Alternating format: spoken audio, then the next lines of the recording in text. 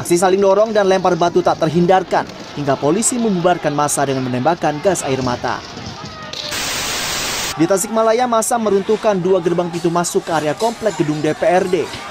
Massa yang semakin tak terkendali juga merusak pos keamanan dan memecahkan sejumlah pot bunga. Kami juga masih melihat di sini adanya batu yang masih terus dilempar dan juga botol-botol air mineral yang dilempar oleh massa aksi. Seorang anggota kepolisian Polrestabes Semarang terluka hingga harus dilarikan ke rumah sakit karena tertimpa pagar yang ambruk didorong massa. Di Manado, kericuhan mewarnai unjuk rasa menolak Omnibus Law Undang-Undang Cipta Kerja. Mahasiswa terlibat aksi dorong dengan pihak kepolisian yang coba membubarkan aksi. Mahasiswa menolak Undang-Undang Cipta Kerja yang telah disahkan DPR kemarin karena dinilai merugikan pekerja.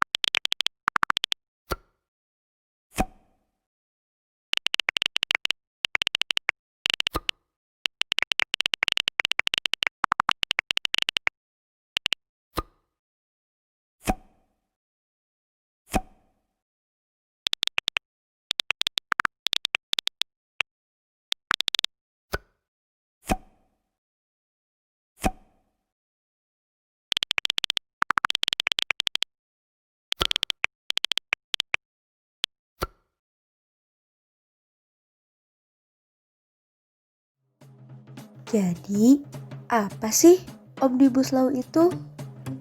Omnibus Law merupakan undang-undang yang merevisi atau mencabut banyak undang-undang. Konsep Omnibus Law menawarkan pembenahan masalah yang disebabkan karena banyaknya peraturan atau overregulasi dan tumpang tindih.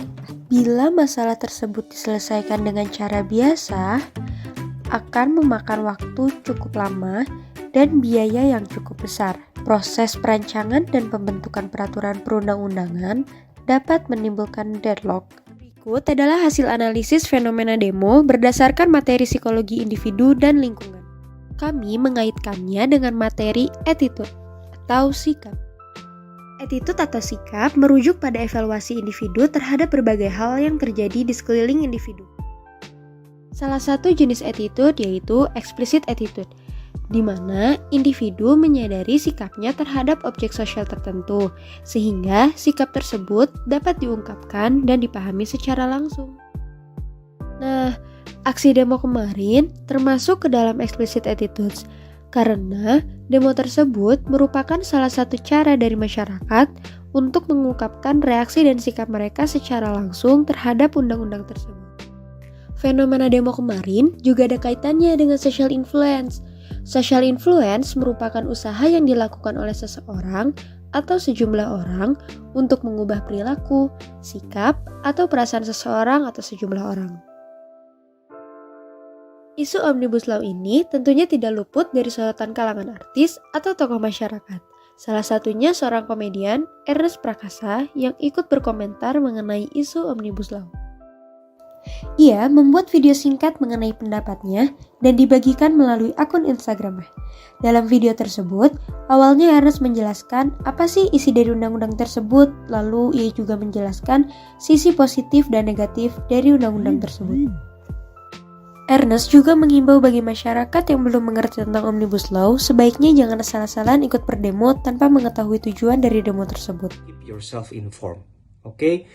Jadi jangan hanya karena hype, jangan hanya karena rame, terus lo ikut-ikutan komen, tapi bener-bener nggak tahu apa isinya, ya jangan juga gitu. Kalau bisa terinformasilah gitu.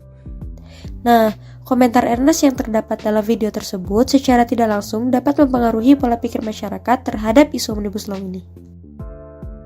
Salah satu bentuk social influence yaitu symbolic social influence. Di sini, Ernest memang tidak berada dekat dengan audiens secara fisik, tetapi kita tetap dapat melihatnya melalui media sosial, sehingga kita atau para pengguna media sosial lainnya tetap dapat memahami dan terpengaruh dengan pendapat yang dikemukakannya. Terdapat dua mekanisme dalam symbolic social influence. Yang pertama melalui relation schemas. Relation schema ini merupakan hadirnya orang lain di pikiran kita meskipun orang tersebut tidak ada di dekat kita.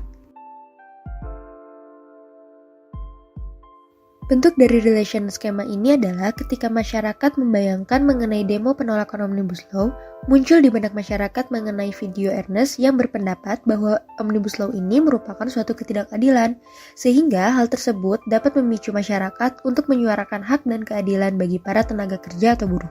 Sekarang tidak ada lagi pengaturan tentang periode maksimal karyawan kontrak. Jadi yang terjadi apa? Lo bisa seumur hidup jadi karyawan kontrak.